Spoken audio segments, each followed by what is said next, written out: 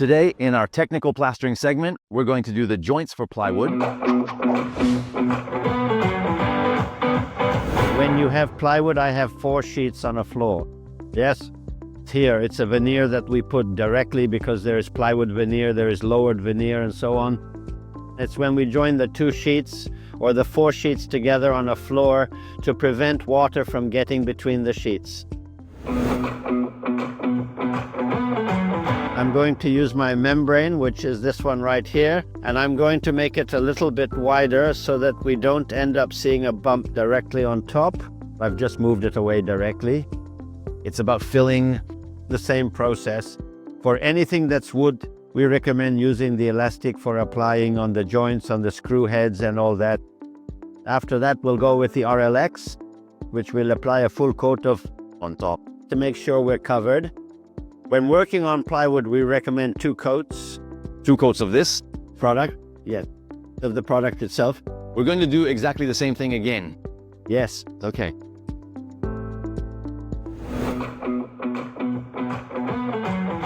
So now, Michel, we're taking another product that's pretty much the same as this one, but more liquid. Yes, it's the same one. The product we use when we talk about the RLX product in a roller application is always for working on a floor, always with a 15 millimeter. If I work with a 25 to 30 millimeter, the problem that will happen is that you'll have trouble applying the product because it's quite thick.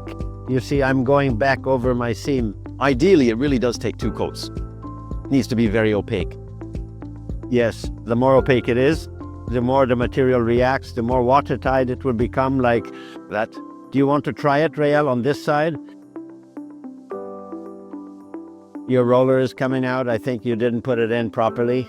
There. Is there a right way to put the rollers in, Michel? Yes, there is. How do you know which way it goes? When you see your roller always coming out at the end, it's when you press, you see it goes in.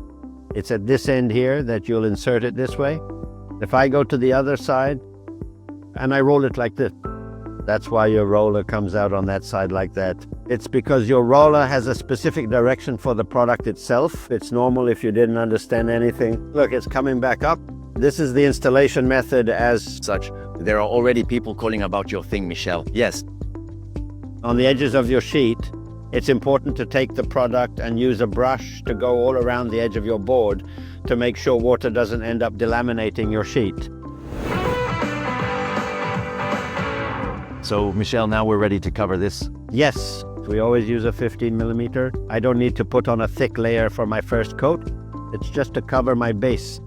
Normally, let's say 12 hours later or 24 hours later. The next coat. To roll on the second coat. Already it covers pretty well with just 1 coat. Yes. So if my product has been out in the sun, you have to be careful and add water to it. In a small container, you can add up to a cup of water. For an 18-liter container, you'll add 1 liter of water. I'll try it for you.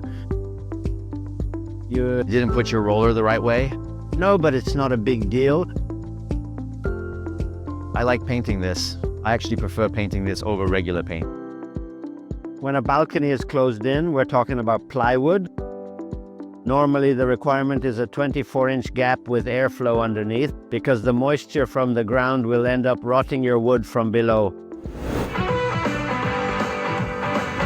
The sealant, that's the one we call the 1.30 meter sealant. That's the one you apply directly. If we were talking about a shed, I would recommend an HD sealant, which is a solvent-based sealant. Okay, so that wouldn't be the same as this one? No, this one is water-based. When you have a solvent-based sealant, it's more resistant in the sense that if you want to bring your lawnmower or anything else inside or drag things in, it's better. The HD sealant is applied directly onto concrete. You can apply it on wood. You can use it on any kind of floor overlap. We're talking about paving stones. Yes. We're talking specifically about concrete driveways in particular. Wait a second, you can put that on interlocking pavers? Yes. Oh, really? Directly on the interlocking pavers, okay? The only thing is you always have to use your surface prep to clean your concrete beforehand. Yes, I understand. It's really important to apply the sealant at a real 1.3 meters for a reason, because since it's a dead product, it's something that will stain more easily. That's why we require a sealant at 1.30 meters directly on top. If you have any questions about the recipes or the steps, go to textmove.com.